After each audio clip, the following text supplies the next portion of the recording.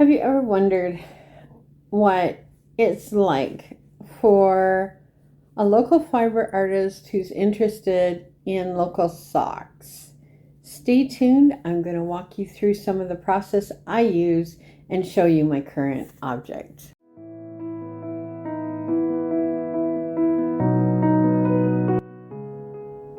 Hi friends, it's Granny Doll in her cozy rocking chair coming to you with yet another video on my local sock experiment. It's a simple question. How local can my knitting truly be? So the one thing that's not local right now are my knitting needles.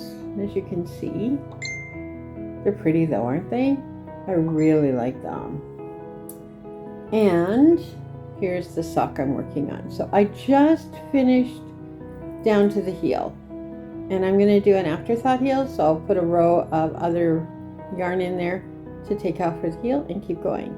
Each one of these represents 12 rows, and I have now got 60 rows for the legs. So that's where that is. That is local. I've been sourcing local food, part of my 100-mile life, and exploring regional wool, which is a good thing, and spinning the fiber that I get that's produced more regionally. I have lots that's not, but I have quite a bit that is. So, and it's all quiet making. It's all part of me being somewhat relaxed in my cozy little apartment space. And I kept thinking as I'm knitting all my socks, and just let me bring these up for you. The other socks, which I've shown before, I've got the first one done. I don't have the second one done. Is this one. And none of this is local yarn. The sunrise colorway I'm using was hand dyed by me, but again, it's not local. So I'm trying to move away from that as best I can. But I can do it. I can definitely do that. I do have my notes in front of me because I don't want to ramble too much today. So this is my local sock experiment. It's not about me getting everything perfect. None of us are perfect, right? So it's not about perfection. It's about getting it right. And I've talked about this a few times before, so if it seems like I'm repeating myself, I probably am. It can be as simple as going to the farm and getting some fresh shorn fiber, bringing it home, picking it apart, scouring it, picking it some more, carding it, spinning it, dyeing it, knitting it, whatever. But let's just think for a second about socks. I have a sweater on the needles that I don't know where it's going to go. Am I going to finish it? I don't know. I'm going to keep trying, but I'm more interested in socks and mitts than I am in about a sweater. So why socks? Socks are small enough to be practical. I can throw this in my purse or in my computer bag and take it along with me. If I'm waiting in line somewhere, I can pick it up. If I'm waiting in the car for Nick, I can pick it up. So it's always there. It's something I can carry with me. They warm us through the winter. This is true. Socks are definitely warm. But even in the summer, when, let's say you're putting your hiking shoes on, your runners, whatever, and you wear wool socks, your feet will wick away the moisture, the sweat. And me personally, I find my feet don't stink as badly when I'm wearing wool socks as when I'm wearing a cotton poly blend of whatever. So that kind of, that makes a big difference for me. And socks that carry you through daily life. I mean, who doesn't put a pair of socks on, right? I used to only go barefoot as much as I could. But as I'm getting older and I realize I have to care for my feet, I prefer putting wool socks on.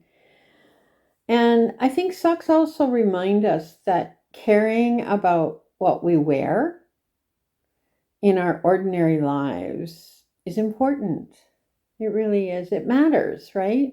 It's about, this whole project is about supporting the local farmers and the fiber producers, reducing my own personal dependence on global textile systems.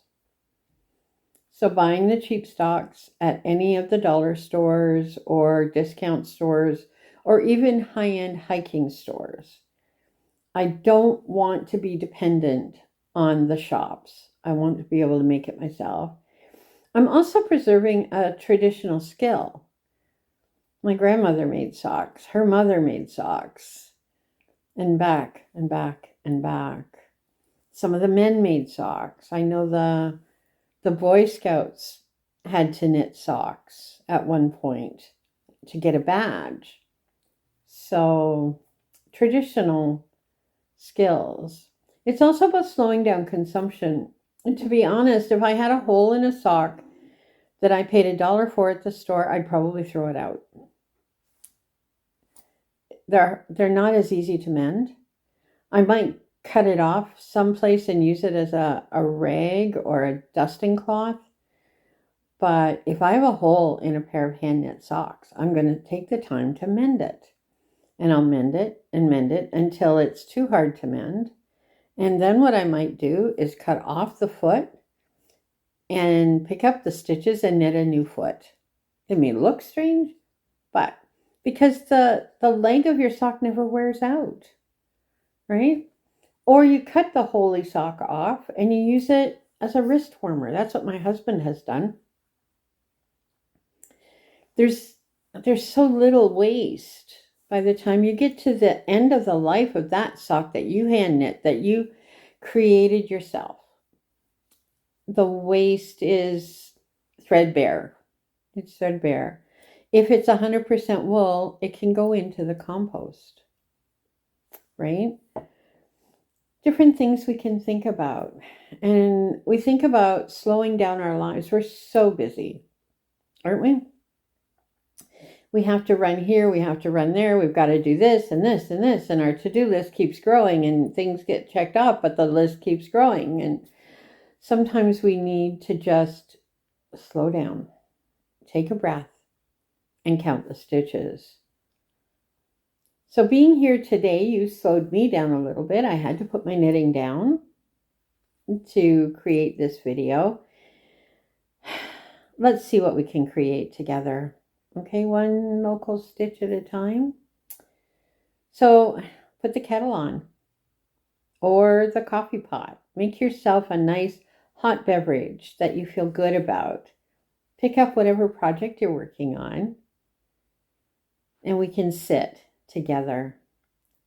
May our hands be guided as our making becomes a quiet prayer. So for today, friends, this is Granny Doll saying, may your feet be warm, your caring hands busy with each stitch, and your heart stay warm. Thank you so much for watching. I will link a video somewhere up above here if you're interested in more fiber things that I do. You can like, subscribe, and share if that's something that you also like to do. We're going to, in my next one, maybe look at spinning for these socks, for any hand knit socks, and small batch dyeing maybe in the list as well. Durability, slow living, and intentional crafting. So yes, subscribe and follow along as we discover what it means to make something truly local. Have a great day. God bless. Bye for now.